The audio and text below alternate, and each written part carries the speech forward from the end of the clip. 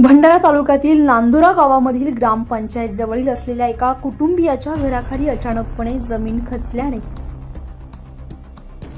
सर्वांनाच आश्चर्याचा धक्का बसलाय।